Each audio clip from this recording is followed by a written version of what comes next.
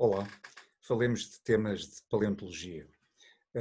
Hoje com um fundo melhorado, que, tal como em edições anteriores, espero que seja do vosso agrado.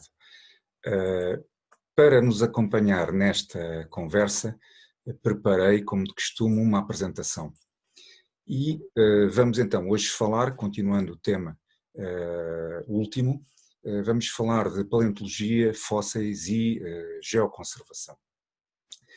Já vimos em conversas anteriores que a geodiversidade é a variedade de elementos, de fenómenos e de processos geológicos, ou seja, de processos abióticos que constituem o planeta Terra. Nestas nossas abordagens, claro, damos sempre uma atenção especial àqueles elementos da geodiversidade que são os fósseis, pois é esse o foco da nossa atenção aqui. Para que possamos falar sobre geoconservação e sobre aspectos relacionados com os fósseis nesse contexto, é importante, antes de mais, discutir porque é importante, para que é importante preservar a geodiversidade. Assim, temos que, de alguma maneira, falar de valores da geodiversidade. Que valores apresenta para a sociedade, para a humanidade, a geodiversidade? Bom, antes de mais, os elementos da geodiversidade apresentam um valor intrínseco. Esse valor intrínseco baseia-se no pressuposto filosófico, ético, de que algumas coisas têm valor pelo que são e não pelo que valem para os humanos. Este valor é também muitas vezes referido como o valor de existência, ou seja, que estes aspectos, pelo simples facto de existirem, têm valor e têm direito a essa existência e a essa conservação. Outro conjunto de valores associados à geodiversidade é o valor patrimonial. Valores esses que são aqueles que, não apresentando uma vertente económica direta, têm importância para a humanidade, como, por exemplo, o valor cultural da geodiversidade, o valor estético, educativo, científico e outros como o valor lúdico, por exemplo. Por fim, aquele valor mais óbvio, possivelmente, da geodiversidade, que é o valor utilitário, ou seja, aquele valor com uma vertente económica mais forte. Nós necessitamos de materiais geológicos para a construção das cidades em que vivemos, nós necessitamos de recursos minerais para aspectos tão básicos da nossa vida do dia a dia, como, por exemplo, desde um simples tijolo ou uma faca de cozinha, até aspectos tecnológicos mais avançados e mais sofisticados que utilizemos hoje em dia. Assim, reparem, quando falamos de valor estético, pois as manifestações da geodiversidade estão sempre associados a elementos de beleza e de fruição estética. Quem nunca olhou embevecido para uma paisagem, quem nunca achou belo um aspecto geológico, qualquer objeto geológico. Os fósseis também se integram neste valor estético, uma vez que as ocorrências fósseis também encerram uma beleza particular. Também no nosso país temos excelentes exemplos deste valor estético da geodiversidade e, inclusivamente, quando falamos de praias, um tema tão em foco na atualidade, pois essas praias também podem constituir, para além de um valor estético, também um valor lúdico da geodiversidade. O valor cultural também está associado aos elementos geológicos, na medida em que, ao longo da nossa evolução civilizacional, sempre usamos materiais geológicos na construção do nosso mundo. Do ponto de vista tecnológico, a tecnologia e a evolução tecnológica humana sempre foi marcada pelo uso de materiais geológicos. Não é por acaso que se fala de idade da pedra, idade do cobre, idade do ferro, porque são etapas tecnológicas da evolução humana marcadas pelo uso de diferentes materiais geológicos. No caso das pirâmides de Giza, no Cairo, por exemplo, elas são construídas de um calcário biogénico, um calcário numulítico.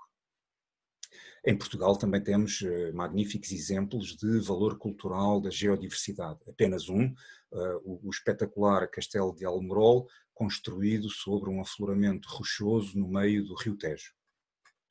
E depois há também, dentro desta categoria do valor cultural, aquelas ocorrências geológicas que geram manifestações de espiritualidade. Aqui neste caso, o Rochedo de Uluru, localizado bem no centro da Austrália, que é uma referência espiritual para os povos indígenas australianos. Também em Portugal temos exemplos muito interessantes de ocorrências geológicas e em particular de ocorrências paleontológicas gerando espiritualidade, gerando crenças religiosas. Por exemplo, no Cabo Especial existe esta capelinha, a Capelinha da Memória, que evoca a visão de um pescador do século XIII, XIV, que terá tido uma visão que a seguir vos contarei. Esta visão, esta lenda, está associada à ocorrência de pistas de dinossauro fossilizados no registro geológico do Cabo Especial. Assim, a lenda associada e celebrada por esta Capelinha da Memória é a lenda de Nossa Senhora da Mula, ou da Nossa Senhora da Mula. Segundo a história, um pescador terá assistido à ascensão desde o mar até ao topo da arriba de Nossa Senhora cavalgando uma mula gigante, mula essa que terá deixado as suas pegadas na encosta do Cabo Especial. E, de facto, se olharmos mais de perto para as camadas rochosas do Cabo Especial, vamos encontrar trilhos de dinossauros saurópodes, quadrúpodes, que foram identificados na altura precisamente como trilhos de animais de grandes dimensões. Apenas não foram identificados como trilhos de dinossauros, porque na altura os dinossauros eram um conceito que ainda era desconhecido.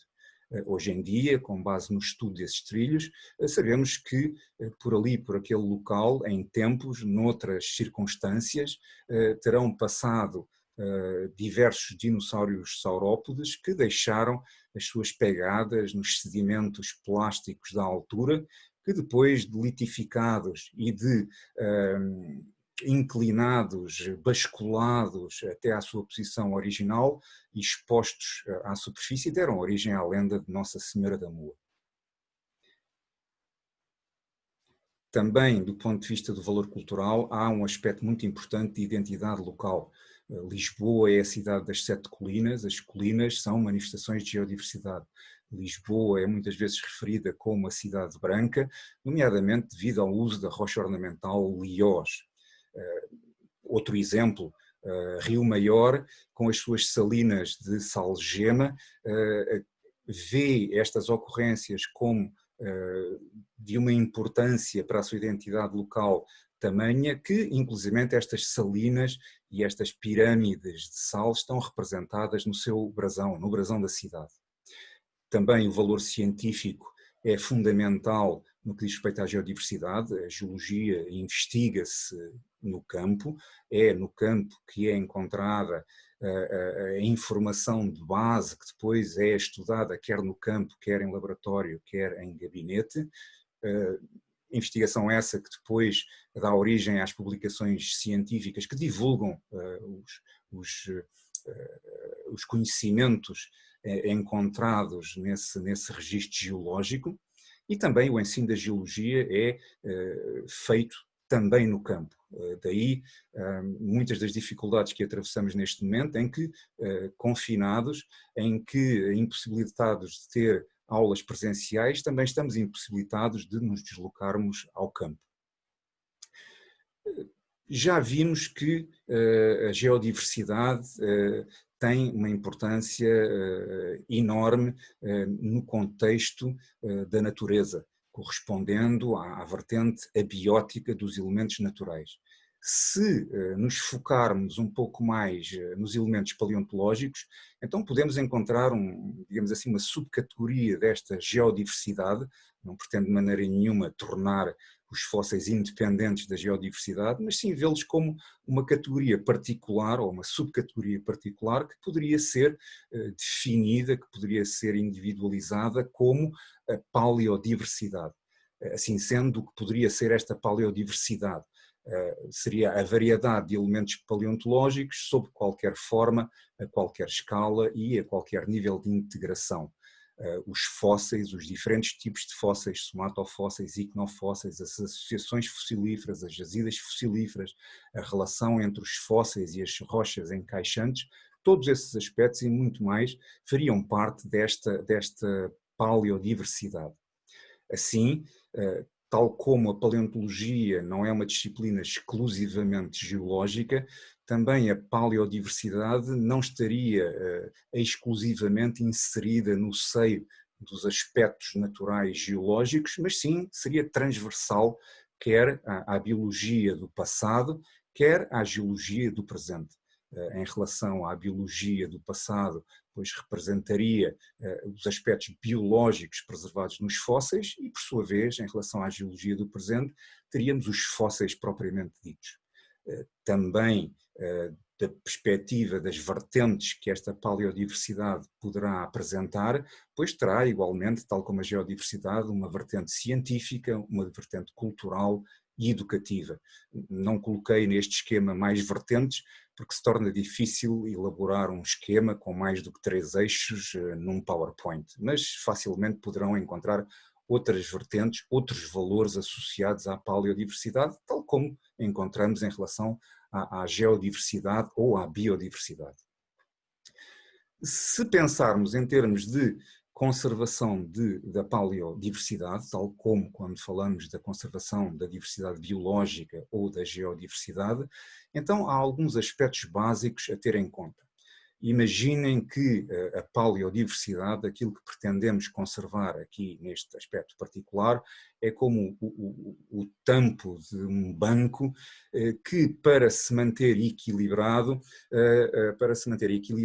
precisa de pelo menos 3 pilares fundamentais, que serão, por um lado, a investigação, o estudo. Não é possível preservar aquilo que não se conhece. Por outro lado, a divulgação é outro pilar fundamental. Não é possível preservar algo que não é importante para a sociedade. Os cidadãos têm que estar envolvidos, esclarecidos, interessados na preservação destes aspectos e, por fim, é necessária legislação e normas que prevejam a proteção destes aspectos e que promovam as iniciativas de geoconservação. Da nossa perspectiva, e estes aspectos foram já publicados já há alguns anos, a paleodiversidade tem inclusivamente um aspecto, um papel importante na geoconservação, na medida em que, sendo os fósseis um elemento muito atrativo para o público em geral, então são também um elemento da geodiversidade que facilmente pode ser mobilizado para ações de geoconservação, para cativar, mobilizar e interessar o público para a necessidade da preservação da geodiversidade e da natureza em geral. Neste trabalho, já de 1999, foram elaborados estes primeiros esquemas, foram lançadas estas primeiras ideias que aqui também foram expostas. Se pensarmos na experiência nacional destes temas, então, no âmbito da legislação de proteção da natureza nacional, encontramos uma figura denominada monumento natural.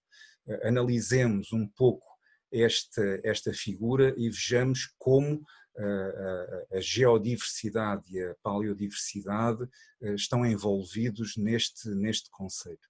Assim, reparem, quando falamos de monumento natural, a definição que é apresentada de monumento natural é esta. Entende-se por monumento natural uma ocorrência natural contendo um ou mais aspectos que, pela sua singularidade, raridade ou representatividade em termos ecológicos, estéticos, científicos e culturais, exigem a sua conservação. O que é que nos falta nesta definição? Falta a vertente geológica, não é aqui referida, apesar de se falar em aspectos ecológicos, portanto são referidos os aspectos biológicos da natureza, mas falta aqui referir também aspectos geológicos. Já quando vemos, por exemplo, os objetivos na mesma página da classificação como monumento natural, encontramos aí, sim, agora já uma clara menção a aspectos geológicos integrados dentro da categoria mais ampla de valores naturais. Contudo, atendendo à nossa perspectiva atual no decurso destas nossas conversas sobre geodiversidade e património geológico, provavelmente já perceberam que neste contexto faria mais sentido falar de preservar ocorrências notáveis de geodiversidade e não de património geológico. Reparem que os 7 monumentos naturais que presentemente se encontram identificados e classificados sob esta figura de preservação em Portugal são, na sua maioria, ocorrências notáveis paleontológicas, nomeadamente ocorrências de jazidas de trilhos e de pegadas de dinossauros. E assim nós vemos e demonstramos a importância dos aspectos paleontológicos enquanto força impulsionadora da geoconservação, nomeadamente no nosso país. E por hoje ficamos por aqui. Voltaremos a estes temas numa próxima oportunidade. Fiquem bem e encontrar-nos-emos em breve aqui neste mesmo local.